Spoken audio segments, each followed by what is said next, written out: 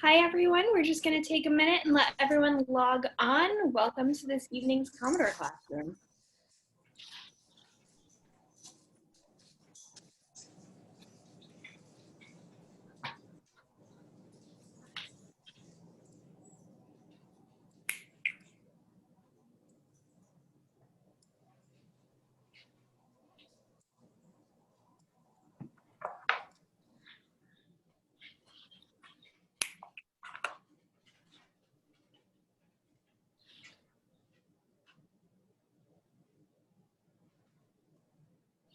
All right, looks like we've begun to stabilize. So good evening, everyone.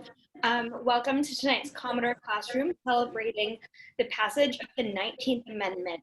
I'm Teresa Temkin, the DC chapter president and a member of the Vanderbilt Association of Hispanic and Latinx Alumni. I'm pleased to be joined here tonight by Catherine Hooper, Assistant Director of Alumni Relations, as well as Carolyn Johnson from Alumni Relations. As well. To start, I'd just like to say a few words about the DC chapter before I go ahead and introduce our speaker. So this year is obviously a little bit strange, but regardless, I'm proud to say that Vanderbilt continues to pivot for our alumni into a digital platform. Tonight's presentation is one of a series called the Eastern Seaboard Series. So we're joined tonight by alumni from across the East Coast. So welcome everyone. If you are in DC or interested in DC, we'll be having our DC welcome party virtually September 17th. And then nationally, the virtual networking night will be taking place November 12th. This year, since we are going to be not bound by geographic regions, we're going to be doing it by industry. Be on the lookout for those events. We also have a number of other upcoming events that we're hoping to get going with different affinity groups and the other alumni chapters from across the country. So please do be on the lookout, and I hope a number of you will join us next week for trivia. Now, without further ado, I'd like to introduce our speaker, Professor of Communication Studies and the Dean of Academic Initiatives for the College of Arts and Sciences, Bonnie Dow. Bonnie was kind enough to give us a 100th anniversary speech last year, and we invited her again for the second 100th anniversary this year on the passage of the 19th Amendment. Dean Dow is the author of Watching Women's Liberation 1970, Feminist Pivotal Year on the Network News, as well as Primetime Feminism, Television, Media Culture, and the Women's Movement since 1970. Dean Dow's research interests includes the rhetoric and presentation on the first and second wave feminism in the United States, which apparently I can't speak today. And with that, I will turn this over to Dean Dow to take us away. Thank you. Hi, everyone. It's great to be here tonight. I want to start by thanking Catherine Hooper, who's been so great to work with in setting all of this up, and Teresa and the DC chapter for having me back, because I had a great time talking to them last year when I was actually able to be there in person in DC. And I would like to thank Caroline Johnston in advance, who is going to be helping me with the technology tonight. And I'm sure because of that, it's going to go better for me than it usually does. So let me start by saying Happy Equality Day, everyone. This is a national day of commemoration. It became one on August 26, 1973, when Congress got around to passing a resolution that had first been introduced in 1971. August 26th, you might recall, is the day that the 19th Amendment was certified in 1920, a week after it had been ratified by the Tennessee legislature. And you know, if you've picked up any newspaper today, you've surely seen something about the significance of this day. There's, slide please, there's the text of the Congressional Proclamation on your screen there. And let me call your attention to the third bullet point, which I have helpfully italicized and which recognizes the significance of this date. It says, whereas the women of the United States have designated August 26th, the anniversary date of the certification of the 19th Amendment, as symbol of the continued fight for equal rights. So there you have it. There is actually, and this day is reaffirmed every year by every president since it first became a national day of commemoration in 1973. Stop screen sharing, please. Oh, when I visited with some of you last year in DC, I spoke about the history of the movement that culminated in the 19th Amendment, with a special focus on the exciting summer of 1970, when national suffragists descended on Nashville to convince the Tennessee General Assembly to put the amendment over the top by becoming the 36th and final state to ratify it. This summer, with the 100th anniversary of the amendment upon us, we've seen lots of media attention and commemorative activity around the achievement of women's suffrage. And I've been fortunate to be part of some of that here in Nashville. The date we celebrated here was last Tuesday, August 18th, the day that the Tennessee legislature voted to ratify in 1920. Slide, please. In Nashville Centennial Park, there was a dedication of a beautiful statue of suffragists by local artist and noted sculptor Alan LeQuire. A team of women skydivers kicked off the ceremony by floating down beside the Parthenon, carrying banners that said things like, "Vote for women." Next slide. You can see the statue there in the very right-hand corner of the photo, but I just wanted you to see a photo that had the skydivers and the Parthenon in it. Next slide. And here's a close-up of the statue that depicts Ann Dallas Dudley of Nashville, Abby Crawford Milton of Chattanooga, J. Frankie Pierce of Nashville, Sue Shelton White of Jackson, and Carrie Chapman Catt, the national suffrage leader who came to Tennessee to direct the pro-suffrage forces from the Hermitage Hotel. At Nashville's downtown public library, the Votes for Women room officially opened on that day too. On the same floor as the library's well-known civil rights reading room, the Votes for Women room is a gorgeous space for learning about the history of the suffrage battle in Tennessee and the many women who were part of it. Nearby, at the Hermitage Hotel, we celebrated the hotel's designation as an official historical landmark for its role in the suffrage victory last Tuesday. And just take a look at that slide. It's like the perfect socially distanced event. Some of you might recall that the Hermitage Hotel was where the suffragists and anti-suffragists lived during the summer of 1920 as they lobbied the legislature. It was also where many members of the legislature stayed pretty much constantly drunk that summer, because the liquor industry, which was working hard against the amendment, kept a bar open on the 8th floor day and night. It was called the Jack Daniels Suite. Finally, last Tuesday, bells rang out across Nashville at noon, from churches and universities and individual citizens, to commemorate the Centennial. I went out on my own back porch and rang a bell. We've had a Ring the Bell campaign on social media for the last month in Nashville, asking local women to make short videos about why they are celebrating women's suffrage. The one I want to show you is from Vanderbilt's provost, Susan Wente.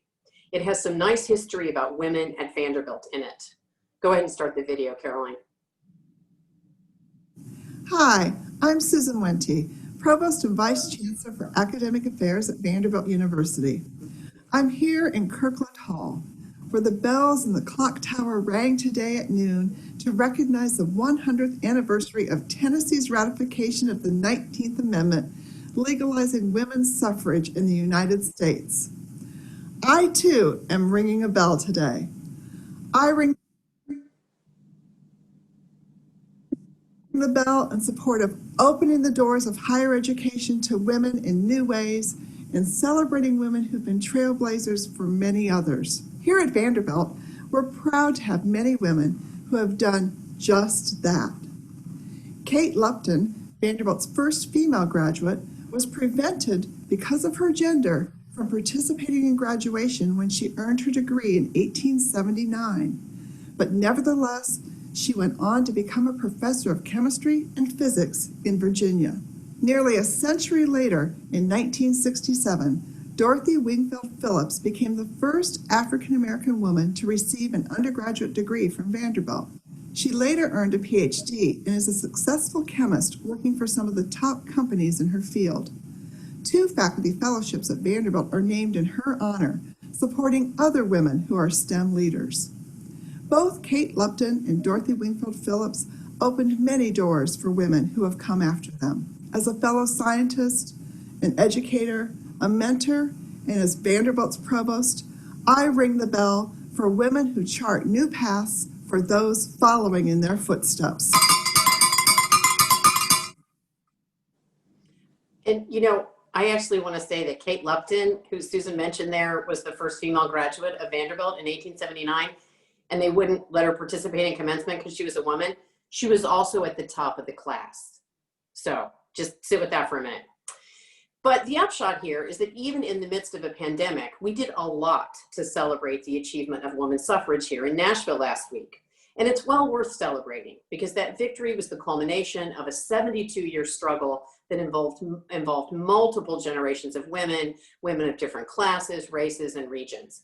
But as the title of this event says, this is a many-sided story. Because the 19th Amendment did not guarantee women, any kind of woman, the right to vote. Rather, it made unconstitutional laws that reserved the ballot for men. After 1920, women were still forced to navigate a maze of state laws based on age, citizenship, residency, mental competence, and of course race that could affect their right to vote. And that's the rest of the story that I'll be talking about tonight. The Constitution has 4 amendments that deal with voting.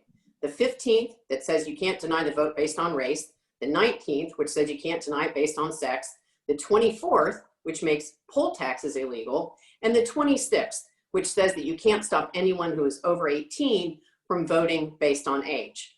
But regulating and administering voting is reserved for the states. To this day, they all do it a bit differently. Some states have caucuses, some have primaries, some have a lot of early voting, some have a little, some have none at all. They all have different rules around voter registration. The tremendous variety among the voting regulations of different states is why the aftermath of the passage of the 19th Amendment is so complex. This is where we enter the portion of our program called Myths and Legends about the 19th Amendment and its aftermath.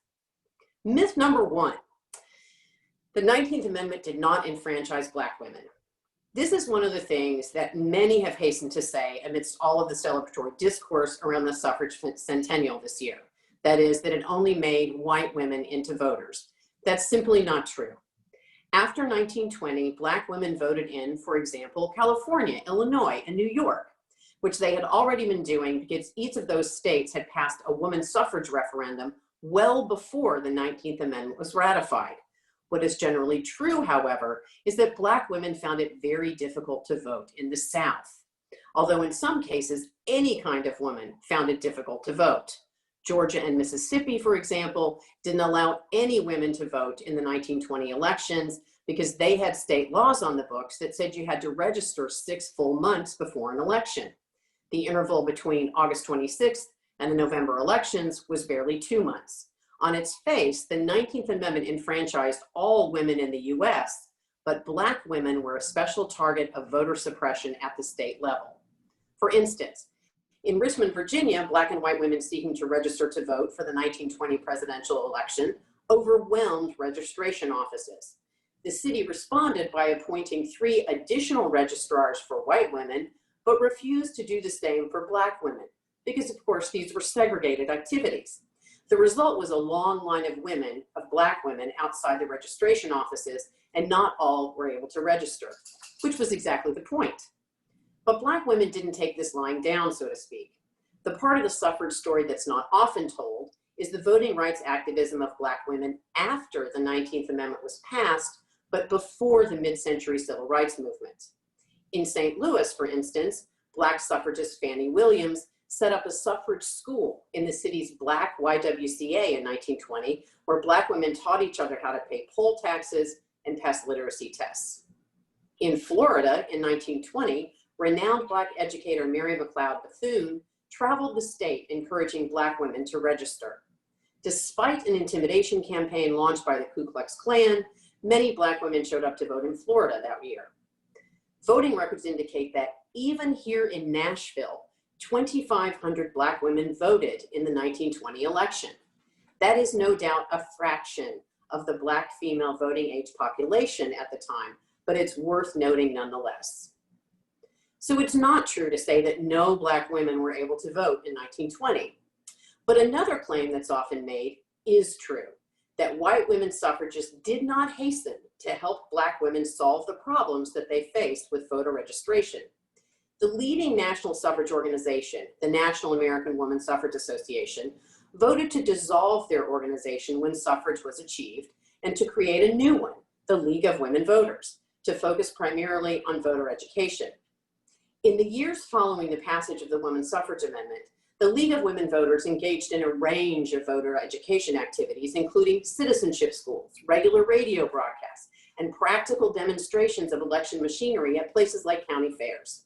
What they did not do was respond to requests from the National Association of Colored Women to help them fight the barriers to Black women voting.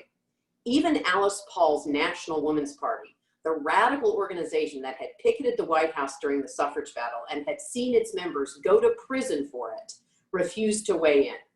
In 1921, Alice Paul responded to Black women's disenfranchisement by saying it was a race issue, not a woman's issue, and thus no business of the National Woman's Party, which was, ridiculously, the same as saying that Black women weren't women. The failure of white suffragists at that moment to address the disenfranchisement of Black women would sow seeds of distrust that would reverberate for decades. Myth number 2, voter suppression after 1920 was just a Southern problem. This isn't true either. Sure, the Southern states had literacy or educational tests for voting, but so did 12 more states outside the South. And experienced male voters found these requirements easier to navigate than new women voters did, both Black and white. The voter suppression net captured more than Black women. It captured a lot of poor white women as well. By the end of the 1920s, voters in 46 states had to contend with complicated registration requirements. Residency requirements were one problem. Rhode Island, for example, required citizens to live not just in the state, but in the locality for 2 years before they were eligible to vote. Poll taxes also burdened women disproportionately, regardless of race. In many families, the male head of household controlled the family finances, actually probably in most, and not every husband or father was willing to pay the poll tax on behalf of his wife or daughter. In families with fewer resources, if they could only afford to pay the poll tax of one family member, which one do you think it was likely to be? The husband. The 24th Amendment didn't outlaw poll taxes until 1964, and it took the Voting Rights Act of 1965 to fully enforce the provisions of the 15th and the 19th Amendments. And there's more. Not only was voter suppression not just about Black women, and not just in the South, but other racial groups were targeted as well. For example, by 1920, at least 1/3 of Native Americans were considered wards of the nation by the US government and were not citizens as a result, and so couldn't vote. In 1924, the Indian Citizenship Act granted citizenship to all Indigenous people born in the US. However, after that, many Native Americans encountered the same voter suppression tactics as Black women when they tried to go to the polls. States found various ways to stop them from voting. In 1962, Utah was the last state to eliminate its discriminatory laws against Native American voting. And then there's Chinese American women. Under the Chinese Exclusion Act of 1882, Chinese immigrants were barred from US citizenship. By the early 20th century, this ban was extended to all immigrants from Asia. In 1943, the Magnuson Act repealed some of the provisions of the Chinese Exclusion Act, but it actually wasn't until the 1965 Immigration and Nationality Act that restrictions on Asian American citizenship were truly removed. And until then, the number of Asian American women who could vote in this country was actually really quite small. And all of the tactics used to suppress the vote of Black women worked just as effectively to suppress the vote of Latina women in the South and Southwest. And Latina women faced an additional barrier, language. Even after the passage of the Voting Rights Act of 1965, which eliminated barriers based on race, Latina women were still disadvantaged because of English-only rules. It was not until 1975, when an extension to the Voting Rights Act was passed, that discrimination against what were called language minorities ended, making it possible to require translation of voting materials into Spanish and other languages. All right, there's one more myth to talk about. Myth number 3, women did not use the vote because most women didn't care about it. On the one hand, it's true that women's turnout in 1920 and for decades after was lower than that of men. On the other hand, To say that that was about women's lack of enthusiasm for voting is to overlook a number of factors that made it really quite hard for women to vote. Not just all the things I've already talked about that winnowed out poor women and women of color, but additional ones that take us right back to the problem of how important geography is to voting. 10 million women voted in the 1920 election. That was a third of the women of the female electorate.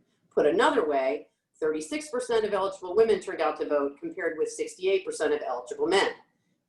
Even by 1936, nearly 20 years after the 19th Amendment was ratified, women's turnout was still about 20 percentage points behind men's. Women's voting rate wouldn't catch up with men's until 1960, and no statistically significant difference in the way women and men voted would be evident until 1980, which is also the year that women's rate of voting exceeded men's, and women have been in the lead ever since. In 1924, a child labor amendment was passed by both houses of Congress. It decreed that Congress had the power to, quote, limit, regulate, and prohibit the labor of persons under 18 years of age. Because, by the way, people, until then, or well, actually, this didn't pass, but until we effectively regulated it, there were almost no limits on child labor.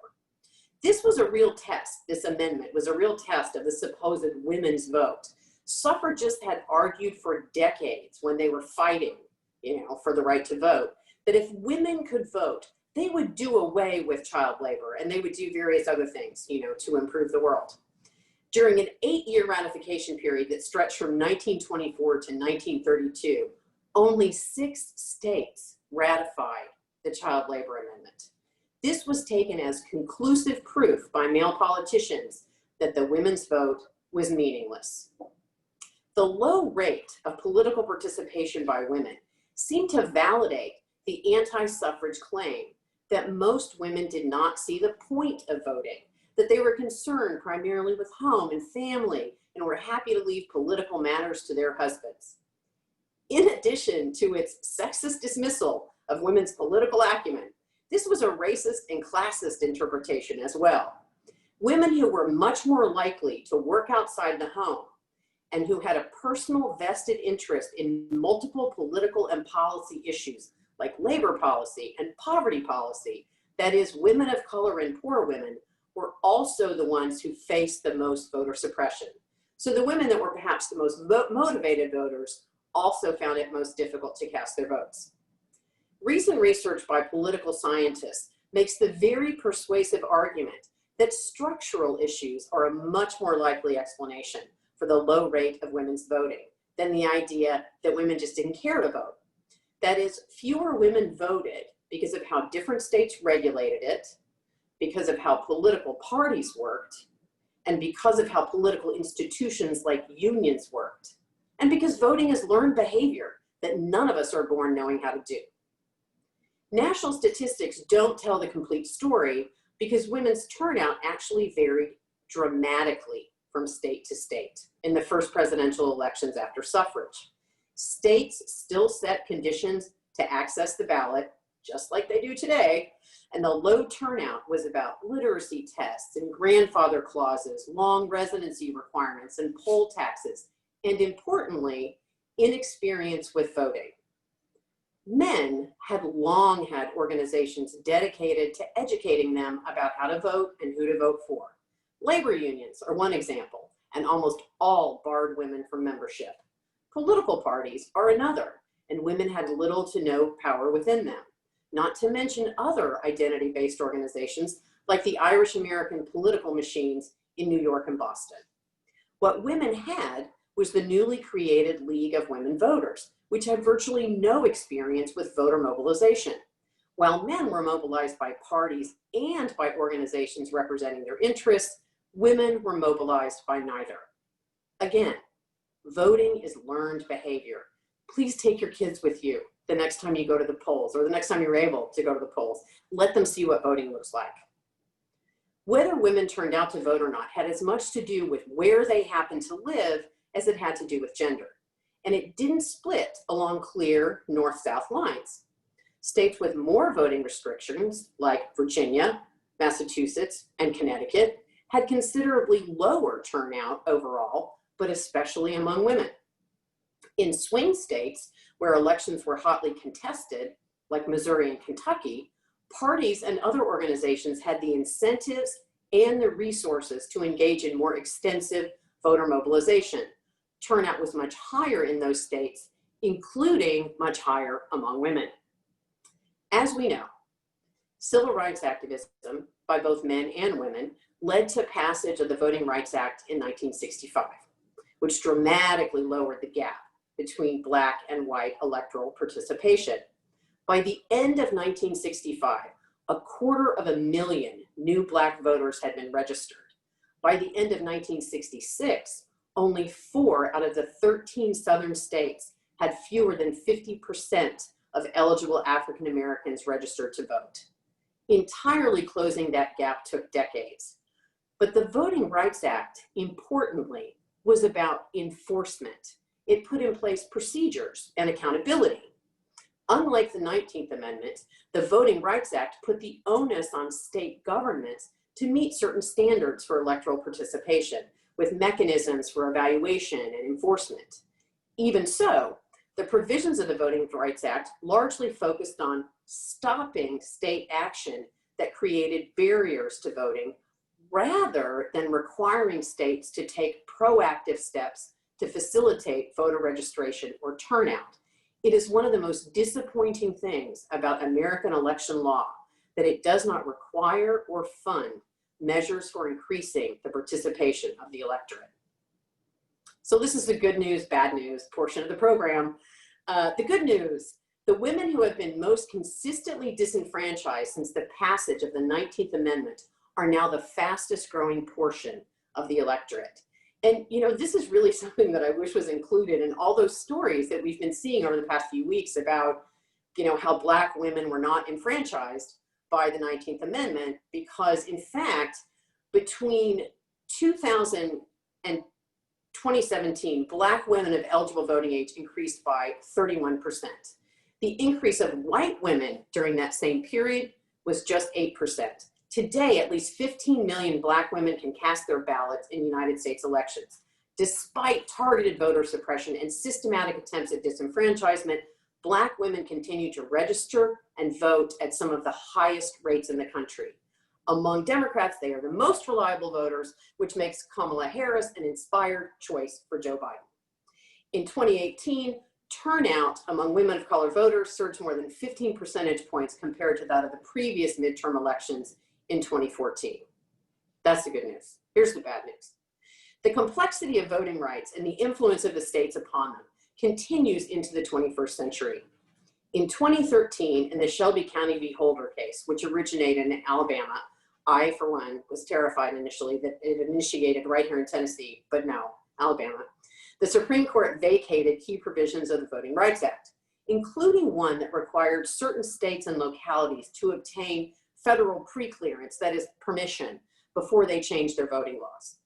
The court said that disparate treatment of these states was, quote, based on 40-year-old facts having no logical relationship to the present day, and thus is not responsive to current needs. The court also noted that since the coverage formula was last modified in 1975, the last time they had extended the Voting Rights Act, the country has changed. And while any racial discrimination in voting is too much, Congress must ensure that the legislation it passes to remedy that problem speaks to current conditions. Basically, this was a gutting of the enforcement mechanisms of the Voting Rights Act, and it declared open season on voting rights in the states, especially in the South. Here's what happened. 5 years after that ruling, so by 2018, nearly 1,000 polling places had been closed in the US, with many of the closed polling places in predominantly African American counties. There were also cuts to early voting, purges of voter rolls, and imposition of strict voter ID laws, including here in Tennessee. I live all of this daily. Tennessee has one of the most active voter suppression machines in the nation, led by our Secretary of State. Here in Tennessee, I voted absentee in the August 5th county primary because the absentee ballot application said that fear of the coronavirus was a legitimate reason to do so. That was the result of a ruling by a Nashville judge. Then the Tennessee Supreme Court reversed that, and they took the COVID-19 exemption language off the application for absentee voting. But there was another lower court ruling yesterday that may make them put it back on. Is your head spinning? Imagine how Tennessee voters feel. Regardless of which side comes out on top, Tennessee voters will be confused, and that will mean that fewer vote, which is exactly the point. The pandemic has presented an entirely new opportunity for voter suppression. Some states have quickly passed laws that make it easier to vote during COVID-19, but some states are digging in and coming up with various barriers to voting by mail. In addition to Tennessee, the list of top offenders includes Texas, Connecticut, they're always on this list, Missouri, South Carolina, and Mississippi. By the way, it's also a crime in Tennessee to distribute absentee ballot applications. Like if I get two and I give you one, it's a Class C felony, right? Any felony conviction in this state, you lose your right to vote. Last year, our legislature made it a crime to submit voter registration applications with incomplete information, a law that was designed to stop voter registration drives, which were largely led by Black political organizations. That's under court challenge. But make no mistake, that was a law designed to punish people for trying to register lots of voters. The upshot is this: it's every voter for themselves here in Tennessee. And we're not the only state like that. Just last week, our governor signed a bill that makes it a felony to camp out overnight on state property, a response to the Black Lives Matter protesters who occupied our state capitol grounds for a few weeks this summer. If convicted of this crime, which is basically exercising your constitutional right to free assembly, you lose your right to vote. So, I mean, this is a felony, not a misdemeanor. And the reason it's a felony is because if you get convicted of a felony, you lose your right to vote. The ACLU is going after that one, but my point is this: 1920 and 2020 have a lot in common. So if you care about these issues, here are the thoughts I want you to take away tonight. Voting is learned behavior. Teach your children and your grandchildren that it's important. Show them how to do it. Voting is local. Your state and county election laws are what count.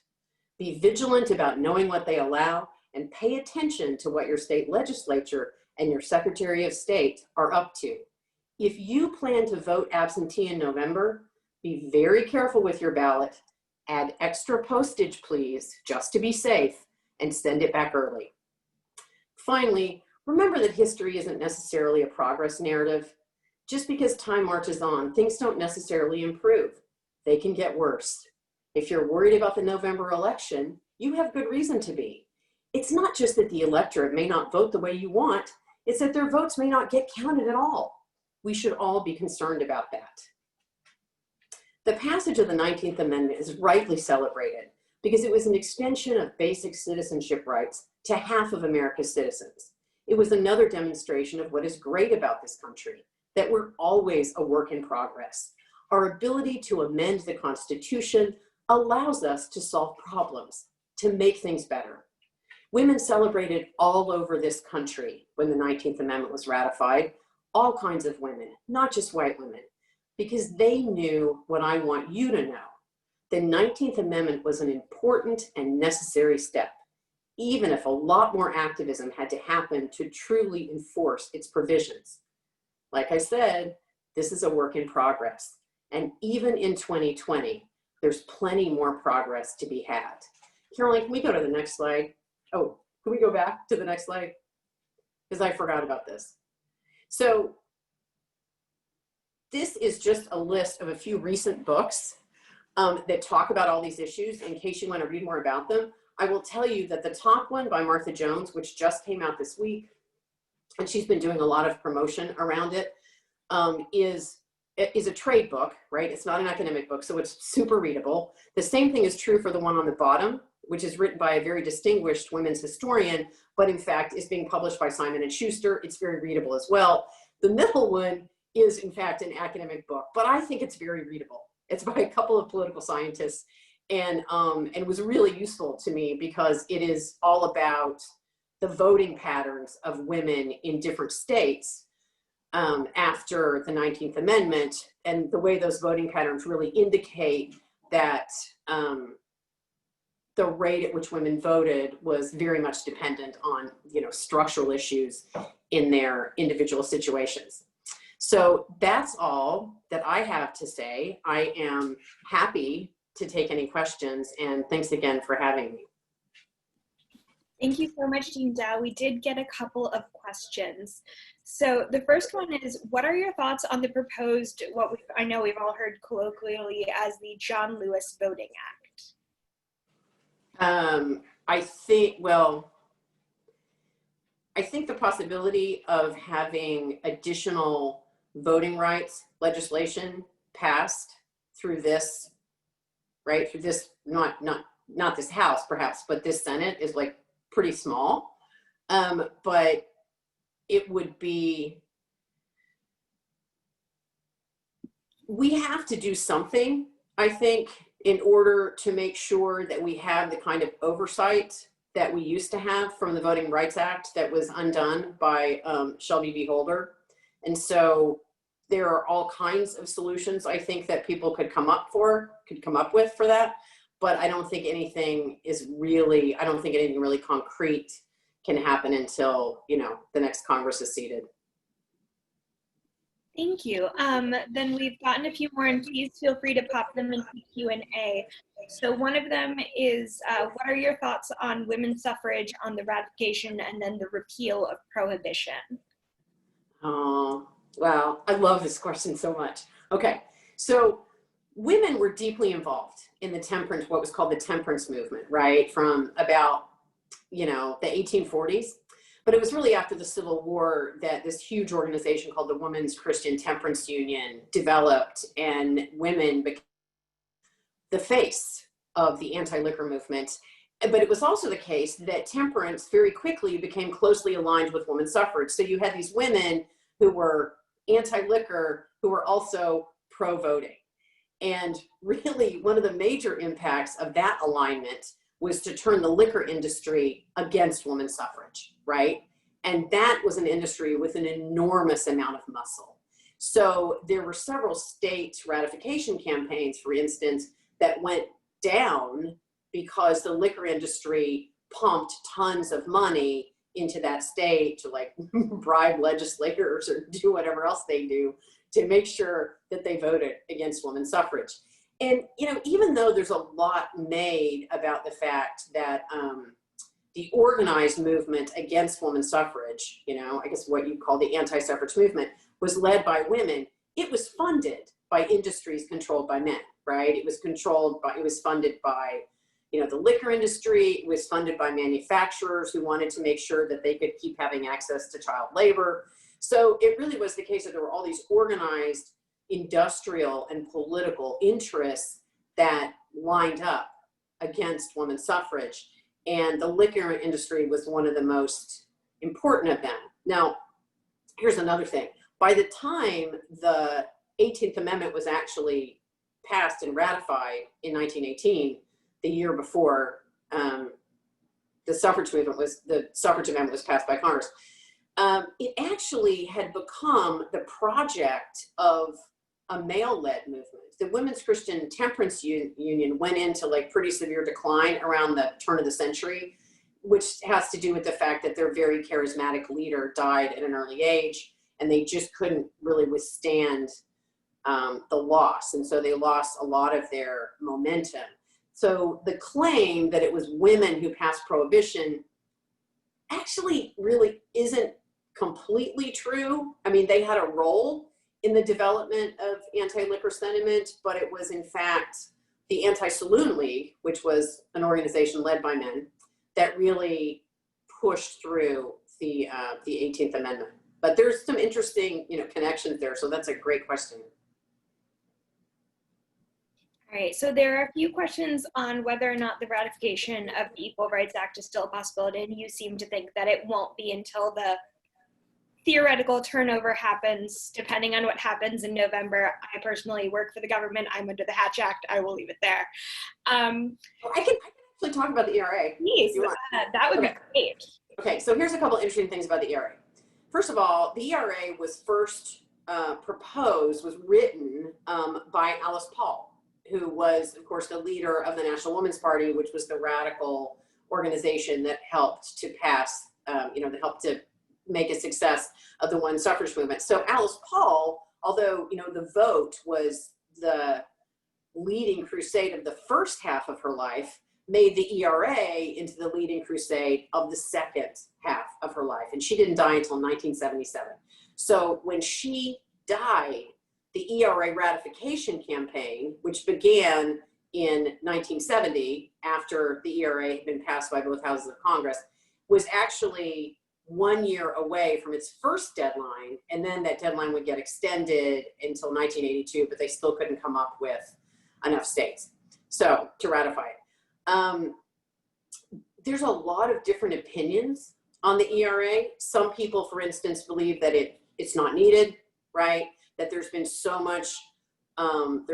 many court decisions using the 14th Amendment, right? The due process and equal protection aspects of the 14th Amendment to outlaw discriminatory laws, that in fact, and by the way, for those of you who care, a ton of those cases were argued by Supreme Court Justice Ruth Bader Ginsburg. Our hero. And it is true that like an enormous amount of the work that would have been done by the ERA was in fact done by a lot of Supreme Court decisions in the 70s and early 80s. So there's that. But it would make it so much easier, really, to deal with aspects of discrimination if we had an Equal Rights Amendment. There are differences of opinion about whether it's possible to still pass it, because Virginia just ratified it. Virginia, which has a majority woman legislature, just ratified it. Was it like this month or something? It seems like it was really recently. 2 weeks ago. Okay, a couple weeks ago. And so that, and the argument that is made in some legal circles is that, I don't know, Congress could in fact make some kind of decision that would enable that to count, right? It would sort of reopen the ratification possibility. I don't know enough law to know whether that's true or not, but I sort of love the thought of it. Thank you. And then just focusing as well on your specialty in media and the perception, what are your thoughts on these all digital conventions? Oh, I love this question too. Thank you. So we're just barely in, right, to the RNC, and which is operating quite differently from the DNC. And I think they both are doing some interesting stuff, but let me talk about the DNC. The DNC was pretty good TV, I mean, it clipped along, and it was, everything of course was like very severely sort of time limited, which is something you don't often get, with political conventions.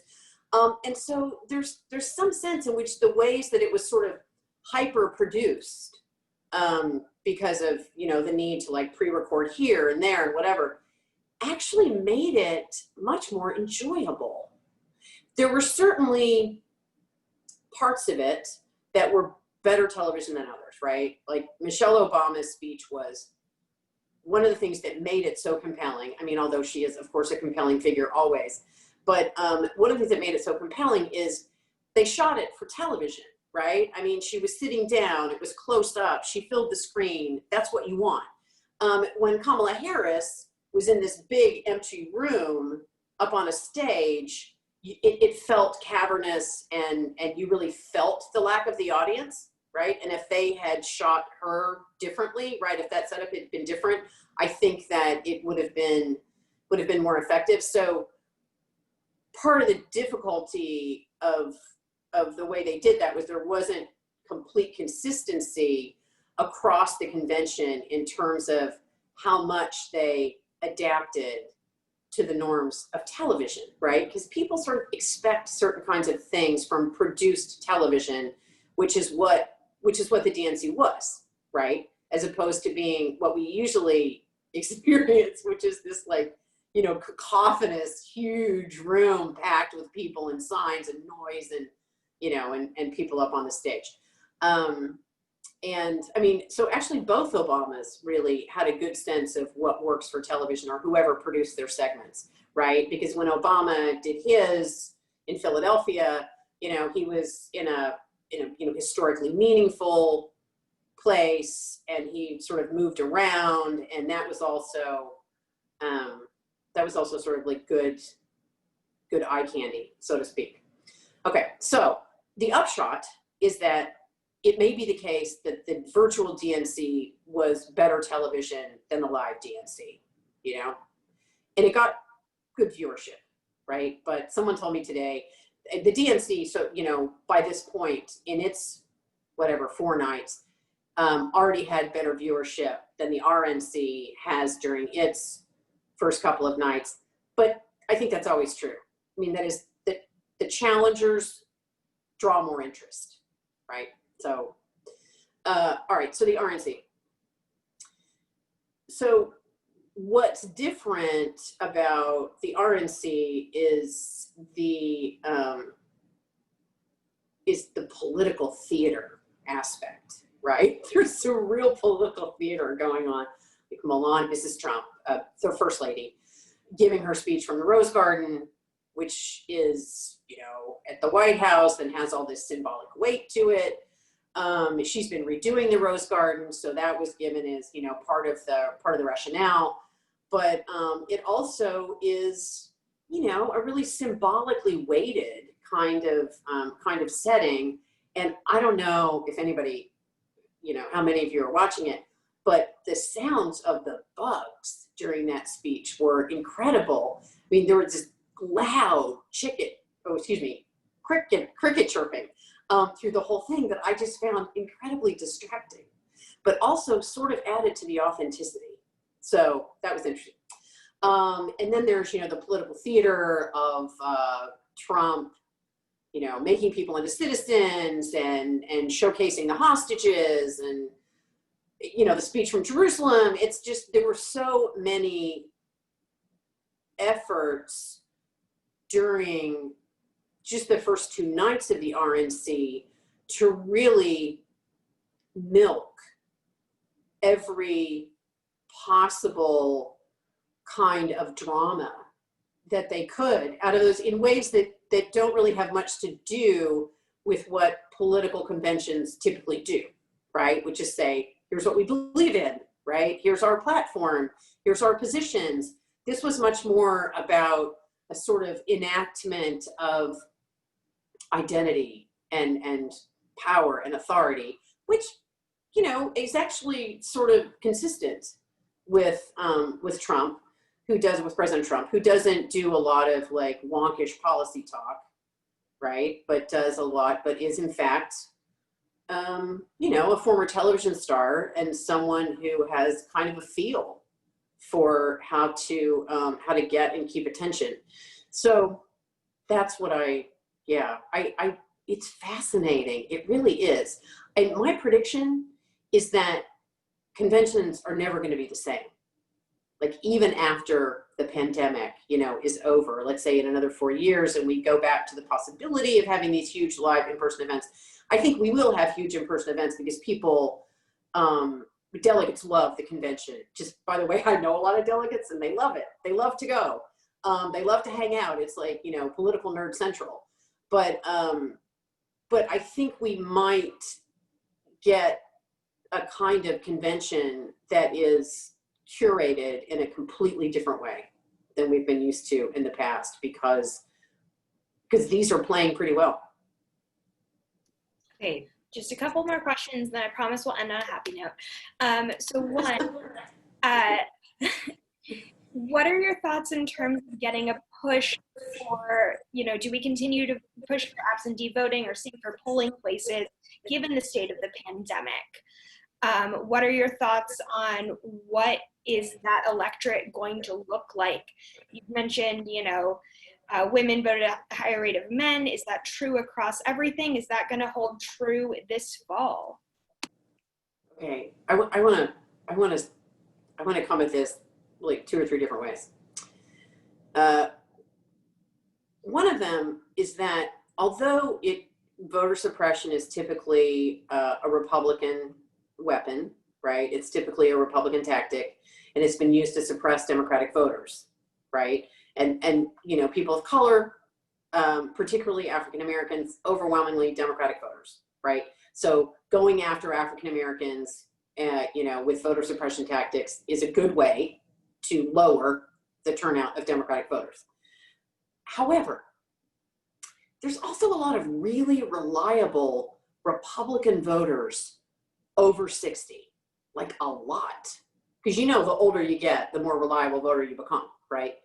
And so I'm interested, it's almost as though in those states, overwhelmingly controlled by Republicans, that are like bringing out new voter suppression tactics during the pandemic, right? Trying to limit people's access to absentee voting. It's almost as though they're using an old playbook, not recognizing a new context, if that makes sense.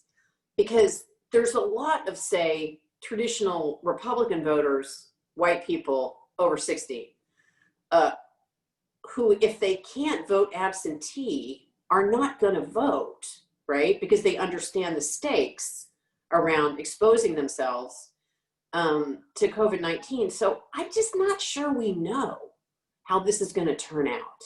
I think it's interesting. On the other hand, there's also a perspective that says that overwhelmingly Democratic voters who like believe in science are the ones who are going to insist on voting absentee, right? Because they really get the dangers, and that you've got a lot of conservative voters who have been convinced, you know, that it's really not that big a deal, that it's a hoax, that blah blah blah, and that will feel fine about going to the polls, right? And so that's another way to read it. We really don't know. And finally, I would say this doesn't apply to everybody. There's a lot of people watching this who probably live in states that have completely rational approaches to voting. And that they will be able to, like, you know, get an absentee ballot easily and turn it in, and everything's going to be fine.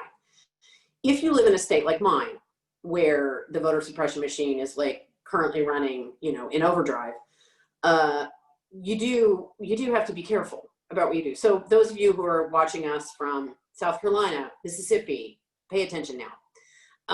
You should be Googling, you know, voter registration in your state and keep up with any news about it, because there's a chance that there's stuff going on behind the scenes that you don't know about, right? If you want to vote absentee, like apply for that absentee ballot right away. The minute you get it, fill it out, put it in an envelope, put extra postage on it, because one of the things some states are being unclear about is how much postage the ballot requires. They don't tell you, so people think, well, one first-class stamp will do it, and it turns out that it won't. So, like, I put 2 on my August primary ballot, yeah, and mail it back as early as you can, right? I mean, better safe than sorry. What you don't want is to be mailing your ballot, you know, in the middle of October, and then have the Postal Service claim that it just couldn't process them, you know, or you just don't want to go there. I have to say, I have recently decided that, well, that's not true.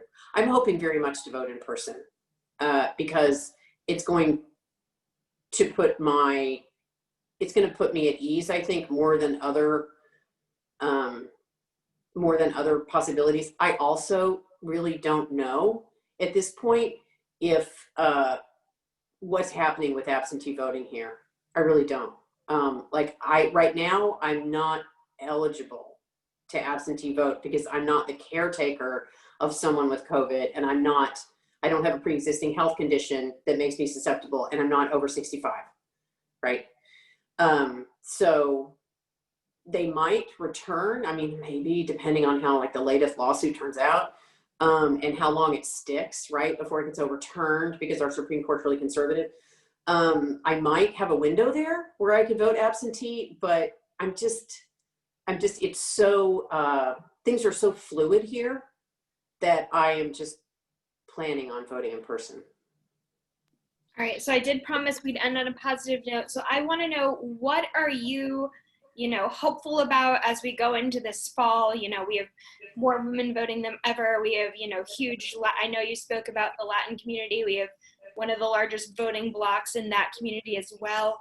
What are you looking forward to in the midst of all of this chaos?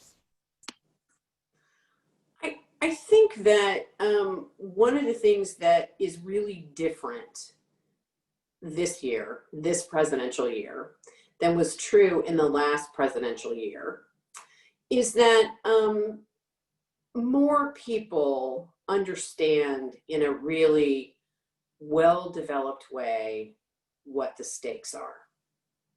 And that means that there is a lot of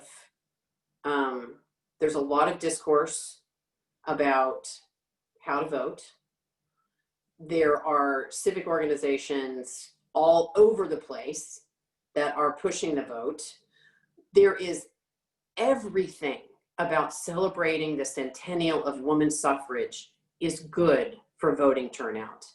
Every bit of it is good for voting turnout. Because the more people talk about voting, the more people try to do it, right? So in that sense, one of the best things about celebrating the centennial of women's suffrage in this presidential election year is it's likely to, I think it's guaranteed to lead to more political participation, and particularly among women. There are women, I think, who have sort of had their consciousness raised about how important voting is, or how important, how they should think about voting as more important than perhaps they have, because of the sacrifices that were made to achieve it. And that's, that's good too. And I'm sure that all of you, and like, as I said earlier, anybody who read a paper today, oh my God, there's some story, about the centennial of women's suffrage. And I think that is not only about the fact that, yes, it's, it's a historical landmark, blah, blah, blah, but I also think it's about actually journalists seeing this as an opportunity to talk about the importance of voting, because there is something interesting, I think, about journalism right now, in that in the run-up to 2016, I think journalists really felt, I think, much more constrained about certain aspects of that campaign. There were some really unsavory aspects of the campaign, but journalists, really did not feel, felt like they just needed to sort of walk the same path that they always had, right? And I think journalists are now feeling a sort of a greater responsibility to encourage people to think really hard about the issues in this election. And part of that is talking about the importance of voting. And part of that is like all of the stories around voter suppression, which were, I did a lot of reading for this talk. And I'll tell you, I did a lot of like reading about really like recent stories on voter suppression. And there's a lot of them, there's real coverage of this issue, because it's kind of come back, it's resurfaced, because of stuff about the centennial, but also because, the Postmaster General, right? And, oh my God, the post office. So, and that's put it back in the spotlight as well. And, that's all good, because it's not all good that these things are happening, but the awareness that it raises, the attention that it brings, I think that's good. Well, thank you so much, Dean Dow, and I want to thank everyone for joining us tonight. We will let you all get back to your evenings, but before you go, please do make sure to fill out your survey, and we really hope you guys continue to join us. Dean Dow, we really do appreciate your joining us 2 years in a row. We'll have to figure out another topic so that we can keep bringing you back. Find another anniversary, yeah. We'll keep going.